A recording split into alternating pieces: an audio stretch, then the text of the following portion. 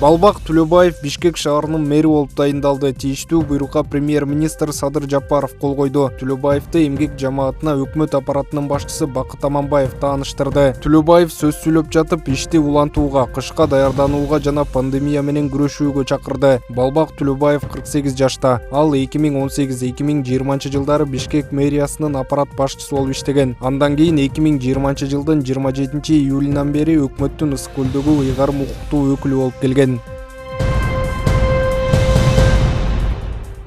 Мурдагы премьер-министр Сапар Исаков менен Бишкектин экс-мэри Албек Ибраимовго мамлекеттер аралык издөө жарыяланды. Бул тууралуу жазаларды аткаруу мамлекеттик кызматы кабарлады. Сапар Исаков менен Албек Ибраимов соттун чечимине жана тергөөчүнүн токтомуна таянып берилген мөөнөттө абакка кайтып келишкен эмес. Аларга кылмыш жаза кодексинин 97-беренесине ылайык 13 октябрга чейин сыртта жүрүүгө уруксат берилген. Саясатчылардын азыр кайда экендиги белгисиз. 6 октябрга караган түнү Бишкекте болгон башаламандык учурунда абактан бир топ саясатчы чыгарылган. Алардын көбү кайра камакка алынган.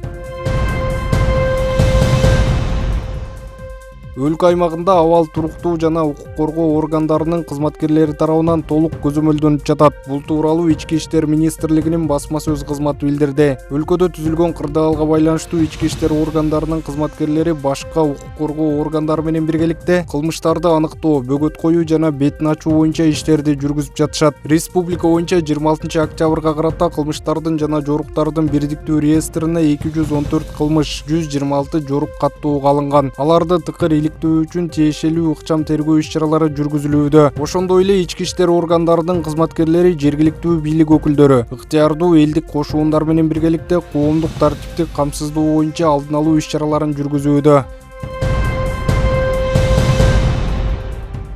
Манас аэропортуна бара жаткан жолдо кечээ саат 11:00 чамасында Subaru Legacy унаасы мамычан сүзүп өрттөнүп кеткен. Жол кыймылынын коопсуздугун камсыздоо башкармалыгынан билдиришкендей, алдын ала маалымат боюнча айдоочу ролду башкара албай калган. Кырсыктан эч ким жабыркаган эмес. Жалал Абад облусунун Базар Коргон районунда 49 жаштагы эркек киши короосунда асынып алган. Бул тууралуу өзгөчө кырдаалдар министрлигинен билдиришти. Маалыматка ылайык, Базар Коргон айылынын Кахаров көчөсүндө жайгашкан номер 15 турак үйдүн короосундагы жаңгак бакка 49 жаштагы эркек киши асынып, өз өмүрүн кыйгандыгы тууралуу маалымат 102 кызматына түшкөн. Жерине барган куткаруучулар маркумдун сөөгүн алып түшүп, милиция кызматкерлерине өткөрүп беришкен.